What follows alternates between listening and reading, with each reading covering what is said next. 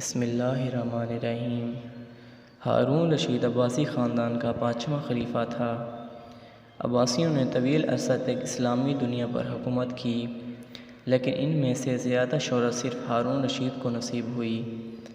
ہارون رشید کے دور میں ایک بار بہت بڑا قحط پڑ گیا۔ اس قحط کی اکثریت سمرقند سے بغداد تک اور کوفہ سے مراکش تک ظاہر ہونے لگے۔ ہارون رشید نے اس قحط سے نپٹنے کے لیے تمام تدابیریں آزما لیں۔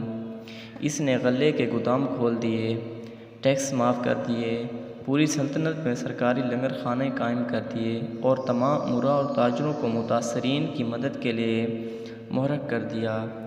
لیکن اس کے باوجود عوام کے حالات ٹھیک نہ ہوئے۔ ہارون رشید کو سمجھ نہیں آ رہا تھا کہ وہ اس قحط سے کیسے نپٹے۔ تدابیریں کرنے کے باوجود وہ ناکام ہو رہا تھا۔ ایک رات ہارون رشید ٹینشن میں تھا۔ اسے نیند نہیں آ رہی تھی۔ ٹینشن کے اس عالم میں اس نے اپنے وزیر اعظم یحییٰ بن الخالد کو طلب کیا۔ یحییٰ بن الخالد ہارون رشید کا استاد بھی تھا۔ اس نے بچپن سے بادشاہ کی تربیت کی تھی۔ ہارون رشید نے یحییٰ خالد سے کہا، استاد محترم، آپ مجھے کوئی ایسی کہانی، کوئی ایسی داستان سنائیں جسے سن کر مجھے قرار آ جائے۔ یحییٰ بن الخالد مسکرایا اور عرض کیا، بادشاہ سلامت، میں نے پرانی کتب میں ایک حکایت پڑھی تھی۔ یہ داستان مقدر قسمت اور اللہ کی رضا کی سبب سے بڑی اور شاندار تشریح ہے۔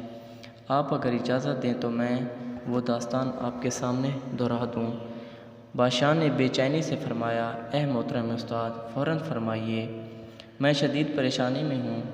یحییٰ خالد نے عرض کیا، کسی جنگل میں ایک بندریہ سفر کے لیے روانہ ہونے لگی۔ اس کا ایک بچہ تھا۔ وہ بچے کو ساتھ نہیں لے کے جا سکتی تھی۔ چنانچہ وہ شیر کے پاس گئی اور اسے عرض کیا، جناب، آپ جنگل کے بادشاہ ہیں، میں سفر پر روانہ ہونے لگی ہوں۔ میری خواہش ہے کہ آپ میرے بچے کی حفاظت اپنے ذمہ لیں۔ شیر نے حامی بھر لی۔ بندریہ نے اپنا بچہ شیر کے حوالے کر دیا۔ شیر نے بچہ اپنے کندھے پر بٹھا لیا۔ بندریہ سفر پر روانہ ہو گئی۔ اب شیر روزانہ بندر کے بچے کو کندھے پر بٹھاتا اور جنگل میں اپنے روزمرہ کے کام کرتا رہتا۔ ایک دن وہ جنگل میں گھوم رہا تھا کہ اچانک ایک عقاب اوپر سے آیا۔ شیر کے قریب پہنچا، بندریہ کا بچہ اٹھا لیا اور فضا میں گم ہو گیا۔ شیر جنگل میں بھاگا دوڑا، لیکن وہ عقاب کو نہ پکڑ سکا۔ یحییٰ خالد رکا۔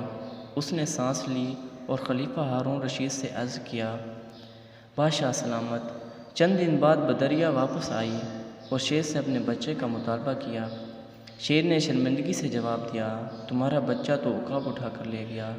بندریہ کو غصہ آیا اور اس نے چلا کر کہا، تم کیسے بادشاہ ہو؟ تم ایک امانت کی حفاظت نہیں کر سکے، تم اس سارے جنگل کا نظام کیسے چلاؤ گے؟ شیر نے افسوس سے سر ہلایا اور بولا، میں زمین کا بادشاہ ہوں۔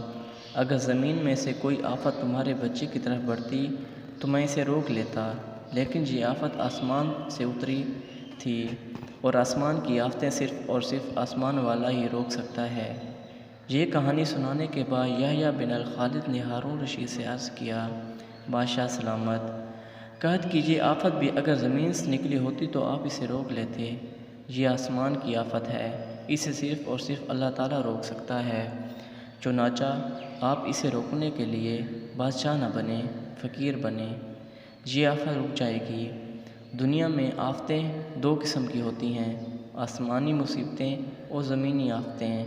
آسمانی آفت سے بچنے کے لیے اللہ تعالیٰ کا راضی ہونا ضروری ہوتا ہے، جبکہ زمینی آفت سے بچاؤ کے لیے انسانوں کا متحد ہونا، وسائل کا بھرپور استعمال اور حکمرانوں کا اخلاص درکار ہوتا ہے۔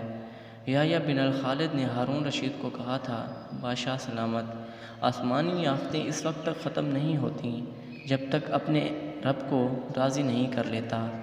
آپ اس آفت کا مقابلہ بادشاہ بن کر نہیں کر سکیں گے، چنانچہ آپ فقیر بن جائیے، اللہ کے حضور گر جائیے، اسے توبہ کیجیے، اس سے مدد مانگیے، یہ آفت ضرور دور ہو جائے گی۔ ہارون رشید کو سمجھ آ گئی۔ اس نے پورے ملک میں توبہ اور استغفار کرنے کا اعلان کروا دیا اور خود بھی کثرت سے نوافل پڑھنے اور اللہ رب العزت کی بارگاہ میں گڑ گڑا کر دعا مانگنے لگا۔ اللہ کریم نے بھی اپنے فضل سے کچھ ہی روز میں قحط کی آفت کو دور کر دیا۔ دوستو، دنیا کے تمام مسائل اور ان کے حل کے درمیان صرف اتنا فاصلہ ہوتا ہے جتنا ماتھے اور جائے نماز میں ہوتا ہے، لیکن افسوس ہم اپنے مسائل کے حل کے لیے 7 سمندر پار تو جا سکتے ہیں، لیکن ماتھے اور جائے نماز کے درمیان موجود چند انچ کا فاصلہ طے نہیں کر سکتے۔